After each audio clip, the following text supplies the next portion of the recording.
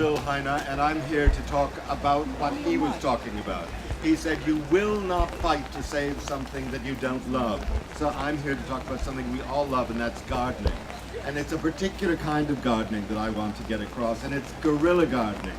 So I want to start with a confession at the very beginning of this talk. I've had to sign a piece of paper that said I would not do anything illegal. Okay, guerrilla gardening needs some distinctions here because hardcore guerrilla gardening is illegal. It means that you go out and you plant on people's private property or public property without permission. And there's a soft form of guerrilla gardening where you get permission, and that's what I'm really talking about. First of all, getting permission.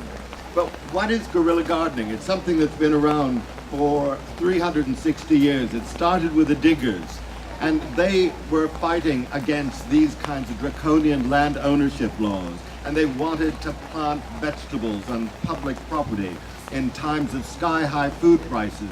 And that's where it started from, and it's gone around the world. You can even find it in South Korea and Latin America, in the Bronx and in LA and the United States, and Germany and France, and it's here too.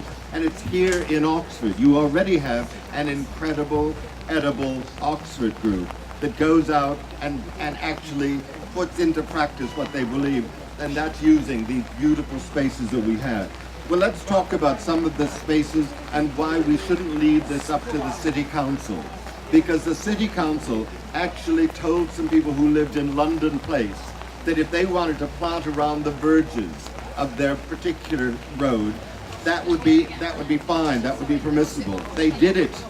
About 20 people, and when the daffodils came up, the city council sent in the lawnmowers and flattened the whole thing. So there are many places around our city that could be beautiful. Remember Britain in Bloom. It actually made this city a little bit more special. Well, it's gone down the tubes right now. There aren't places like there were in the past where there were lots of flowers growing.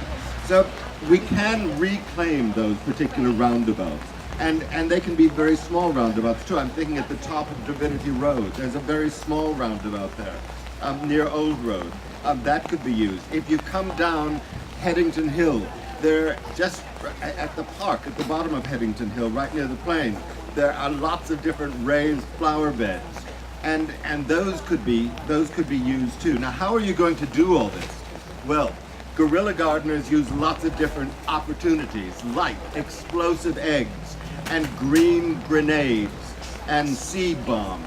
And you can make all these. You can get these on the internet, but the explosive egg is very easy. You just get an egg, suck out the inside of it, and then put some soil inside and some of the seeds. And if you go around a roundabout about 20 times, and you've got several of these eggs, well, what's a bit of dizziness now when you can have all this beauty and delight a little bit later? And you've got to make a few sacrifices for this. But really what it's all about is reclaiming from the authorities, from people who don't care. It's taking those neglected spaces and transforming them into spaces where the public can have a say and have a certain kind of influence and ownership. And I'd just like to say that there are ways that you can turn bus stops into edible stops. Like for instance in Mansell Way, you could put parsley, rosemary, chives along there, and people can take a few twigs when they're going home and enhance their meal. So you've got lots of opportunities here. This is where it can all begin, with people like you and me. So take your explosive egg and your green grenade and your seed bomb and fight filth with fork and flowers. Hooray!